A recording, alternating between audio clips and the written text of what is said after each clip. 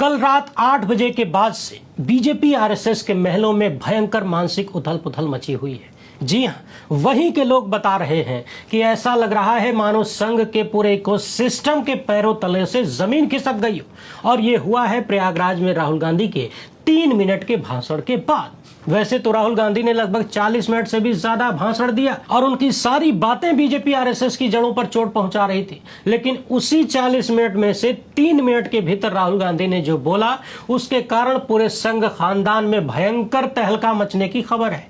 आपको बता दें कि इस 3 मिनट के भीतर राहुल गांधी ने बीजेपी आरएसएस की उसी नस को दबाया है जिसे दबाने के लिए मैं पिछले कितने ही महीनों से लगातार बोल रहा था। मैंने कड़े शब्दों में आलोचना भी किया, यहां तक कह दिया कि आरएसएस की सबसे खतरनाक नस दबाने में क्या राहुल गांधी भी डरते हैं? दूसरों से कहते हैं डरो मत, और क्या खुद आरएसएस के इस सबसे खतरनाक प्लानिंग से डर जाते हैं कि उस पर बात तक नहीं करते? लेकिन फिलहाल देर आए दुरुस्त आए। कल राहुल गांधी ने वो बात प्रयागराज में बोल दिया। हालांकि तमाम विपक्षी पार्टियों के नेता अभी भी इस मुद्दे पर खामोश सहमे हुए हैं। सबसे पहले हम 3 मिनट का राहुल गांधी का भाषण सुनेंगे। इसके बाद राहुल गांधी के इसी भाषण का विश्लेषण मैं करूंगा एकदम तगड़ी वाली स्टाइल में, और तथ्यात्मक रूप से जांचेंगे कि राहुल गांधी को ये बातें क्यों कहनी पड़ी। इलाहाबाद विश्वविद्यालय में जो महिला वीसी हैं, उनके पति माननीय सुप्रीम कोर्ट में जज हैं और भारत के होने वाले चीफ जस्टिस भी हैं। ये पूरी कहानी और पूरा मकड़जाल जब आपके सामने रखा जाएगा तब समझ में आएगा कि राहुल गांधी का ये 3 मिनट का भाषण कितनी गहरी चोट क्यों मार रहा है। आगे बढ़ने से पहले आप सभी से एक छोटी सी अपील है। पहली बार है तो चैनल को सब्सक्राइब करके घंटी बजा दीजिए टन से।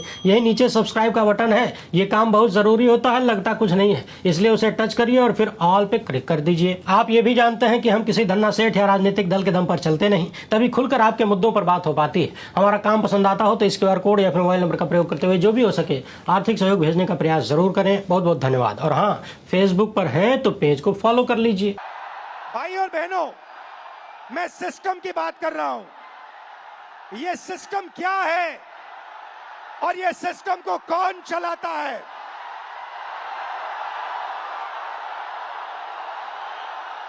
भाई और बहनों, डेटा आपका, दर्द आपका, दौलत इनकी।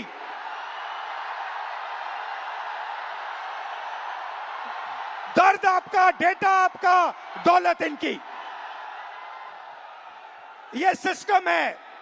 अंबेडकर जी ने कहा था सोशल, पॉलिटिकल, इकोनॉमिक। ये देखिए, ये है इकोनॉमिक, पैसा, अदानी। इनकी आमदनी 10 साल में 30 गुना बढ़ी है। ये पहले ग्लोबल रिच लिस्ट में 600 नंबर पे हुआ करते थे, 10 साल के अंदर ये दूसरे नंबर पे पहुंच गए। ये पूरे सिस्टम को फाइनेंशियल सपोर्ट देते हैं। बीच में पॉलिटिकल, मोदी जी, अमित शाह जी। बीजेपी का बैलेंस 150 करोड़ रुपए का होता था बैंक में, आज इनका बैंक बैलेंस 10,000 करोड़ रुपए का है। 10,000 करोड़ रुपए का एक पॉलिटिकल पार्टी का बैंक बैलेंस। नरेंद्र मोदी जी आपका ध्यान भटकाते हैं और पॉलिटिकल सिस्टम चलाते हैं। वोट चोरी होती है, वोटर लिस्ट में ब्राजील की औरतें आती है। और तीसरा, आपके सोच पर कंट्रोल, जो इलाहाबाद यूनिवर्सिटी में किया गया है, आरएसएस के वाइस चांसलर्स बैठा के। हर संस्था में प्रचारक, ब्यूरोक्रेसी में प्रचारक, फोर्सेस में प्रचारक, मीडिया में प्रचारक, जुडिशरी में प्रचारक, पैरामिलिट्री में प्रचारक, यूनिवर्सिटी कॉलेजेस में प्रचारक। सोच को कंट्रोल करने का तरीका यह है सिस्टम। भाई और बहनों, मोहन भगवत, नरेंद्र मोदी जी, अमित शाह जी और अदानी जी, इस सिस्टम ने रोजगार खत्म किया। इस सिस्टम ने यूनिवर्सिटीज को कैप्चर किया। इस सिस्टम ने आप पर आक्रमण किया है। मगर इस अंधेरे में आप लोगों ने लाइट जला दी। ये देखिए, इस अंधेरे में आपने वो करा जो आपके माता पिता नहीं कर पाए, वो अपने डर का सामना नहीं कर पाए, मगर हिंदुस्तान के स्टूडेंट्स, हिंदुस्तान के युवाओं ने अपने डर का सामना किया और देश को बदल दिया। सुन लिया आपने। वीडियो के इस हिस्से में राहुल गांधी ने बीजेपी आरएसएस के 3 सिस्टम पर सवाल उठाया। इसमें से 2 पर तो चर्चा लगातार होती रहती है, लेकिन तीसरा वाला ज्यादा महत्वपूर्ण हो गया। यह सरकार अडानी, अंबानी और सेठों की सरकार है। यह तो बहुत लंबे वक्त से बात हो रही है और बात के पीछे कारण भी है, तथ्य भी है, पूरी दुनिया देख रही है। पूरे पॉलिटिकल सिस्टम पर, पूरे चुनावी सिस्टम पर कैसा अतिक्रमण मोदी शाह की गुजराती जोड़ी ने जांच एजेंसियों और पैसे के दम पर किया है, यह भी सबके सामने है। कैसे इनकी संपत्तियां हजारों करोड़ की हो गई, वो भी सबके सामने है। इन सब पर तो हमला खूब होता है, बातें भी होती हैं, लेकिन विचारों पर अपनी पकड़ बनाने के लिए हर एक संस्था में प्रचारकों को, यानी आरएसएस के लोगों को जो बिठाया गया है, उससे लेकर राहुल गांधी ने जो कहा, वो बात भाजपाई सिस्टम को चुभ गई है, वो भी बहुत भीतर तक। राहुल गांधी ने अपने भाषण में साफ साफ कह दिया कि हर जगह आरएसएस के प्रचारक बिठाए जा रहे हैं, यूनिवर्सिटी में, कॉलेज में, अधिकारी वर्ग में और तो और जुडिशरी में भी। और उन्होंने बाकायदा इलाहाबाद यूनिवर्सिटी की वाइस चांसलर को भी निशाना बना लिया। याद करिए, राहुल गांधी के कार्यक्रम से पहले हमने इलाहाबाद हाईकोर्ट के जाने माने अधिवक्ता और इलाहाबाद यूनिवर्सिटी के ही पूर्व अध्यक्ष के राय जी से इस मामले पर विस्तृत बातचीत किया था और उन्होंने खुलकर इलाहाबाद यूनिवर्सिटी की वाइस चांसलर संगीता श्रीवास्तव पर इस विश्वविद्यालय को बर्बाद करने का आरोप लगाया। बहुत सारी बातें कही, नहीं देखें तो ये वाली वीडियो जरूर देखिएगा। इतने वरिष्ठ अधिवक्ता ने क्या क्या बातें कहा है, थोड़ी देर आप इन्हें यहीं सुन लीजिए। इसके बाद हम पूरा कच्चा चिट्ठा खोलेंगे और देखेंगे कि कैसे प्रचारक बिठा के देश की व्यवस्था को बर्बाद किया जा रहा है कथित रूप से। गरीब और आम आदमी के बच्चे पढ़ न पाए, 5 किलो राशन के भरोसे जिंदा रहें, गुलामी करें, ऐसे भारत की नींव रखी जा रही है। आज इलाहाबाद विश्वविद्यालय में एक ऐसी वाइस चांसलर है महिला, बड़े आदर के साथ उनको याद करते हुए मैं कहूंगा कि वो इलाहाबाद यूनिवर्सिटी में कभी वो लेक्चरर भी नियुक्त नहीं हुई थी, वो रिसर्च असिस्टेंट थी, जिनका रेगुलराइजेशन रिसर्च के उसके असिस्टेंट टीचर के रूप में हो गया था। और न उनको कोई प्रशासनिक अनुभव नहीं था। उनका जो विभाग है, होम साइंस विभाग, वो साइंस फैकल्टी के कोने में आउट हाउस की तरह पड़ा हुआ था, 1-1.5 कमरे में। कोई जाता भी नहीं था, कोई जानता भी नहीं था। पूरे सम्मान के साथ उनके मैं कहना चाहता हूँ कि इलाहाबाद यूनिवर्सिटी को उन्होंने इतना बर्बाद कर दिया है कि इलाहाबाद यूनिवर्सिटी में छात्र असंतोष को नियंत्रित करने के लिए उन्हें भाड़े के गुंडों को सुरक्षा कर्मी का वर्दी पहनाना पड़ रहा है। वो भी कम पड़ जा रहे हैं। जी सर, ये तो बात की है, जब उन्हें पद मिल गया तब उन्होंने कथित रूप से बर्बाद किया। पद मिलने के पीछे का कारण क्या है? अगर आप कह रहे हैं कि उनको मतलब जो आपने बैकग्राउंड बताया उस हिसाब से नहीं होना था, तो फिर उसके पीछे ये तो बड़ा कठिन सवाल आपने हमसे पूछ दिया, फिर भी मैं बड़ी ईमानदारी से उत्तर दूंगा इसका कि उनके पति वो बहुत अच्छे जजों में उनकी इलाहाबाद हाई कोर्ट में गिनती होती थी और बड़े पॉपुलर आदमी थे, जस्टिस विक्रमनाथ जी, उनकी पत्नी है। तो उनके जज होने का ही इनको लाभ मिला था कि पहले ये रज्जू भैया यूनिवर्सिटी की वाइस चांसलर हुई और रज्जू भैया यूनिवर्सिटी के वाइस चांसलर होने के बाद उन्होंने इतने कॉलेजेस उससे एफिलिएटेड कर दिए, उसके पीछे इतना ज्यादा आर्थिक भ्रष्टाचार बढ़ा, ऐसे ऐसे प्रबंधक सामने आ गए, ऐसे ऐसे लॉ कॉलेजेस खुल गए, डिग्री कॉलेज, मेरे ख्याल से 200-300 ऐसा लोग कहते हैं कॉलेज एफिलिएटेड है इससे।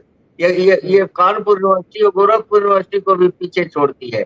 और न कॉलेज बिल्डिंग है, न स्टूडेंट वहां पढ़ाई का कोई इंतजाम है, न कोई लाइब्रेरी है, न कुछ है। और उनको कॉलेज से एफिलिएशन मिला है और वो लड़कों से फीस वसूलते हैं 20,000-40,000 सालाना और पास होने की गारंटी देते हैं। पूरे शिक्षा को ही उन्होंने एक छोटा मोटा व्यापार बना दिया। उसके बाद इलाहाबाद यूनिवर्सिटी में इनकी कुलपति हो गई। सेंट्रल यूनिवर्सिटी है और आज स्थिति है कि सेंट्रल यूनिवर्सिटी का मेरे ख्याल से, मैं ये कह रहा था सर, आपने जो कहानी बताया वो ये कि इलाहाबाद हाई कोर्ट में जस्टिस विक्रमनाथ जी थे, उनकी पत्नी है ये, और उन्हीं के पद का कथित रूप से लाभ इनको मिला कि इलाहाबाद यूनिवर्सिटी की वाइस चांसलर बनी। और वाइस चांसलर बनने के बाद इलाहाबाद, जिसे पूर्वांचल का ऑक्सफोर्ड कहा जाता था, उस विश्वविद्यालय की पूरी व्यवस्था को कहीं ना कहीं चौपट कर दिया। ये कहना चाहते हैं आप? व्यवस्था को इतना चौपट कर दिया कि आज कोई एक भी अध्यापक ऐसा आप नहीं कह सकते हैं जिनको इलाहाबाद यूनिवर्सिटी के बाहर या इलाहाबाद शहर में जिनका नाम जानते होंगे कि साहब ये विद्वान है, बहुत अच्छे रिसर्चर हैं, बहुत अच्छे अध्यापक हैं, वो आज आलम यह है कि लड़कों के ऊपर लाठियां मारी जा रही हैं, लड़कों को यूनिवर्सिटी में घुसने नहीं दिया जा रहा है। लड़के, निहत्थे लड़के जो है, चाहे वो आयशा के लड़के हों, चाहे दिशा छात्र संगठन के हों, चाहे समाजवादी छात्र सभा के हों, चाहे एनएसयूआई के, गुंडों द्वारा बाहर से किराए के गुंडे बुलाकर मारे जा रहे हैं। और उस वाइस चांसलर और उस यूनिवर्सिटी प्रशासन के समर्थन में 200 अध्यापकों ने जुलूस निकाला। इलाहाबाद यूनिवर्सिटी में जस्टिस आरपी मिश्रा साहब वाइस चांसलर थे, पर बनवारी लाल शर्मा जी ने 90 दिन की लड़ाई लड़ी थी, लेकिन उनके उस वाइस चांसलर के समर्थन में 10 अध्यापक भी जुलूस लेकर नहीं निकले, उनके बंगले पे जाके जरूर मिलते थे। तो अध्यापकों की बेशर्मी और निर्लज्जता ये है कि वो कि अपना नाक रगड़ रहे हैं इलाहाबाद विश्वविद्यालय के प्रशासन के पैर के नीचे। 200 अध्यापकों ने जुलूस निकाला। ऐसा ये बिल्कुल तानाशाही का माहौल बना दिया, इसका परिणाम है कि पूरा शहर उबल रहा है। सुन लिया आपने। अब तो बच्चा बच्चा ये कहने लगा है कि इलाहाबाद यूनिवर्सिटी में जिन्हें वाइस चांसलर बनाया गया है, उन्हें ये पद सिर्फ इसलिए मिला है क्योंकि वो सुप्रीम कोर्ट जज की पत्नी है और उनके खिलाफ कोई खड़ा नहीं होता, क्योंकि लोग डरते हैं, प्रशासन डरता है, क्योंकि पतिदेव जल्द ही भारत के चीफ जस्टिस होने वाले हैं। वरिष्ठ अधिवक्ता के राय ने जो बातें कहा, यदि हम उनके तथ्यों को जांचने निकलते हैं तो कुछ महत्वपूर्ण बातें निकलती हैं। सबसे पहले जस्टिस विक्रम नाथ की बात कर लेते हैं। आपको बता दें कि वरिष्ठता क्रम के अनुसार 10 फरवरी 2027 से जस्टिस विक्रम नाथ भारत के चीफ जस्टिस बनने की कतार में है। मगर इसके पहले का सफर जानना बड़ा दिलचस्प होगा। 27 फरवरी 2006 को लंबी प्रैक्टिस के बाद जस्टिस विक्रम नाथ इलाहाबाद हाईकोर्ट में स्थायी जज बने। इसके पहले एडिशनल जज के रूप में थे। 10 सितंबर 2019 को, यानी जब देश में दूसरी बार अमृतकाल लागू हुआ, इसके बाद जस्टिस विक्रम नाथ गुजरात हाईकोर्ट के चीफ जस्टिस बने। एक बार फिर से सुन लीजिए, दूसरी बार भाजपा की सरकार आने के बाद, अमृतकाल आने के बाद जस्टिस विक्रम नाथ गुजरात हाईकोर्ट के चीफ जस्टिस बने, गुजरात हाईकोर्ट के 10 सितंबर 2019 को। और इसके लगभग 2 साल बाद 31 अगस्त 2021 को इन्हें सुप्रीम कोर्ट जाने का मौका मिला। सुप्रीम कोर्ट में इनका कार्यकाल 23 सितंबर 2027 तक का है। चीफ जस्टिस के पद से रिटायर हो सकते हैं, यानी वर्तमान चीफ जस्टिस सूर्यकांत के बाद इन्हीं का नंबर है। इसलिए लोग चौतरफा आरोप लगा रहे हैं कि चूंकि पतिदेव सुप्रीम कोर्ट में जज हैं, चीफ जस्टिस होने वाले हैं, देश के सबसे सीनियर जज होंगे, इसलिए उनकी पत्नी इलाहाबाद यूनिवर्सिटी में खुलकर मनमानी करती हैं, छात्रों के खिलाफ काम कर रही हैं, कथित रूप से लोकतंत्र को और छात्रों की आवाज को कुचल रही है। लेकिन प्रशासन और तमाम संस्थाएं और खुद यूनिवर्सिटी के लोग भी आवाज नहीं उठाते। वरिष्ठ अधिवक्ता के राय के अनुसार खुद माननीय जस्टिस विक्रम नाथ जब इलाहाबाद यानी प्रयागराज जाते हैं तो हाईकोर्ट के तमाम जजों के साथ इस तरह का मेल मिलाप और प्रदर्शनी होती है कि देखने वाला पूरा सिस्टम सहमा रहता है। हालांकि एडवोकेट के राय जस्टिस विक्रम नाथ की तारीफ भी करते हैं, उनकी छवि की तारीफ भी करते हैं, मगर बहुत सारे सवाल भी हैं। वैसे आपको बता दें कि प्रोफेसर संगीता श्रीवास्तव की योग्यता को लेकर भी बहुत सारे सवाल हैं। खुद वरिष्ठ अधिवक्ता ने भी ये सारे सवाल उठाए। और एक महत्वपूर्ण बात तो ये भी है कि साल 2020 में इन्हें इलाहाबाद विश्वविद्यालय का वाइस चांसलर बनाया गया। इनका कार्य नवंबर 2025 में पूरा हो चुका था, लेकिन केंद्र सरकार ने इनके कार्यकाल को अगली व्यवस्था तक बढ़ा दिया, यानी एक्सटेंशन दे दिया। अब इतनी विवादित महिला को एक्सटेंशन देने का क्या कारण था, क्या मजबूरी थी? लोग कहने लगे हैं कि क्या पत्नी को यह लाभ इसलिए दिया जा रहा है क्योंकि पति सुप्रीम कोर्ट में जज हैं और चीफ जस्टिस होने वाले हैं? क्या एक हाथ दो एक हाथ लो का काम चल रहा है? प्रोफेसर संगीता श्रीवास्तव को लेकर खुद विश्वविद्यालय ने सवाल उठाया, विरोध किया था। कहा गया था कि उन्होंने किसी नियमित सिलेक्शन कमेटी का सामना नहीं किया है। उन्हें पीएचडी 1996 में मिली, नेट उन्होंने 2001 में पास किया, इसलिए 1991 के समय उनकी पात्रता पर सवाल उठ गए। इलाहाबाद यूनिवर्सिटी की एक समिति ने यहां तक कह दिया था कि संगीता श्रीवास्तव आवश्यक योग्यता भी पूरी नहीं करती। लेकिन मामला जब हाईकोर्ट में गया तो इलाहाबाद हाईकोर्ट में जस्टिस मार्कंडे काजू और जस्टिस राकेश तिवारी की पीठ ने संगीता श्रीवास्तव के पक्ष में फैसला दिया। यह भी अपने आप में एक अलग कहानी है। अगला बड़ा विवाद इन्हें इलाहाबाद यूनिवर्सिटी का वाइस चांसलर बनाने को लेकर हुआ। कहा गया कि कम से कम 10 साल का प्रोफेसर के रूप में अनुभव होना चाहिए था, लेकिन मैडम के पास नहीं था, मगर फिर भी इन्हें वाइस चांसलर बना दिया। इस तरह के तमाम विवाद और आरोप लगते रहे। वैसे याद करिए, कुछ ऐसे ही आरोप दिल्ली हाईकोर्ट की महिला जज जस्टिस स्वर्णकांता शर्मा के बच्चों को लेकर भी लगा। बहरहाल प्रोफेसर संगीता श्रीवास्तव के पीछे हर विवाद में यह कहा जाता है कि सरकार की इनके ऊपर विशेष कृपा का कारण सिर्फ एक है कि उनके पति पहले हाईकोर्ट में यानी गुजरात हाईकोर्ट में चीफ जस्टिस थे और अब भारत के होने वाले चीफ जस्टिस हैं। इतना ही नहीं, प्रोफेसर संगीता श्रीवास्तव के वाइस चांसलर बनने का मुद्दा देश की संसद में भी उठाया गया था। कांग्रेस के राज्यसभा सांसद राजमणि पटेल ने बहुत सारे सवाल किए, आरोप लगाया, विवाद खड़ा होता रहा। कुल मिलाकर राहुल गांधी ने अपने भाषण में जो कहा कि हर जगह आरएसएस के प्रचारकों को बिठाया जा रहा है, पूरी शिक्षा व्यवस्था को बर्बाद किया जा रहा है, ये बात तथ्यहीन नहीं है। अभी पिछले इंटरव्यू में वरिष्ठ अधिवक्ता ने बार बार ये बात कहा कि भाड़े के गुंडे पालकर मैडम ने रखा है और भाड़े के गुंडों से छात्रों को पिटवाया जा रहा है। तमाम हॉस्टल बंद हो रहे हैं, हजारों की संख्या में सीटें कम कर दी गई हैं, फीस महंगी कर दी गई है और इन सब का पूरा प्लान वही है कि सरकारी यूनिवर्सिटी की शिक्षा इतनी बर्बाद कर दो, इतनी महंगी कर दो, इतनी लचर कर दो, खराब कर दो कि छात्र सरकारी विश्वविद्यालयों में पढ़ने ही ना आए, मजबूरन प्राइवेट यूनिवर्सिटी में जाएं, वहां मोटी फीस भरें और कायदे की शिक्षा भी न मिले। कल को जब इन्हीं विश्वविद्यालयों में छात्रों की संख्या बहुत कम हो जाएगी तो सरकार कहेगी कि यहाँ तो पढ़ने वाला कोई आता ही नहीं है, इसको बंद करो, इसके जमीन उठा के सेठ के नाम कर दो। अब कुल मिलाकर समझने वाली बात यह है कि वर्तमान चीफ जस्टिस सूर्यकांत के लिए भी ये बड़ा संदेश है। बहुत चिंताजनक बात है कि भरी अदालत में एक वकील भारत के चीफ जस्टिस को मां की गाली देता है। तमाम जगहों पर इनके कार्यक्रम रद्द हो रहे हैं। समझने वाली बात यह है कि सारी परिस्थितियों को देखने के बाद भी कोई सुधारात्मक काम नजर नहीं आता। आप देखिए कि वर्तमान चीफ जस्टिस की कलम से कोई भी ऐसा फैसला नहीं निकलता जो सरकार के या भाजपाई सिस्टम के खिलाफ हो। इन्होंने तो देश की जनता और देश के युवाओं तक को अनाप शनाप बोल दिया, कार्यकर्ताओं तक को बोल दिया, मगर सरकार चाहे जितनी बड़ी गलती कर दे, चाहे लोगों का संवैधानिक अधिकार छीन ले, हुजूर सत्ता के खिलाफ एक शब्द नहीं कहते और शायद कहेंगे भी नहीं, क्योंकि मामला फंसा हुआ है। एक कहावत है कि सिर मुड़ाते ही ओला पड़ना। चीफ जस्टिस सूर्यकांत जब चीफ जस्टिस बने तो उनके पहले वालों ने न्यायपालिका में इतना छीछा लेदर पहले से मचा दिया था कि हर व्यक्ति सवाल करने को आतुर हो गया।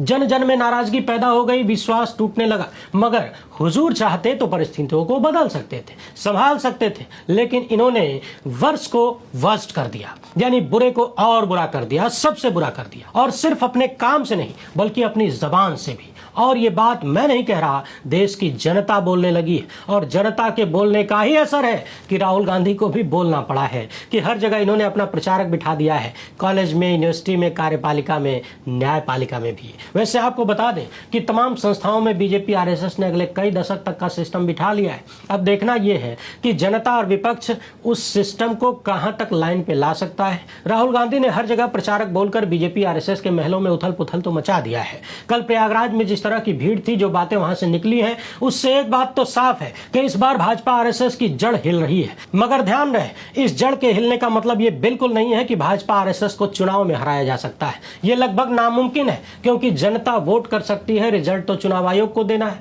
वही ज्ञानेश कुमार वाले चुनाव आयोग को। और अब तो इस बात को भी बदलना पड़ेगा, जनता वोट भी नहीं दे सकती अपनी मर्जी से। अब तो ज्ञानेश कुमार चुनेंगे ना कि कौन जनता है, कौन नागरिक है, कौन नहीं है, कौन वोट देगा, कौन नहीं देगा। तो भैया राहुल गांधी हो चाहे देश की जनता, सबको एक बात खूंटे गठिया लेनी पड़ेगी कि सत्ता बदलने के लिए सिस्टम को बदलना पड़ेगा। उसी सिस्टम को जिसमें चुन चुन कर प्रचारक बिठाए गए हैं, व्यवस्था को तबाह किया जा रहा है। वैसे आप इस मामले पर क्या सोचते हैं, अपनी राय कमेंट बॉक्स में जरूर लिखिएगा। वीडियो पसंद आई हो तो ज्यादा से ज्यादा लोगों तक पहुंचाएं। पहली बार है तो चैनल को सब्सक्राइब कर लीजिए। हमसे जुड़ने के लिए बहुत बहुत धन्यवाद। जय हिंद।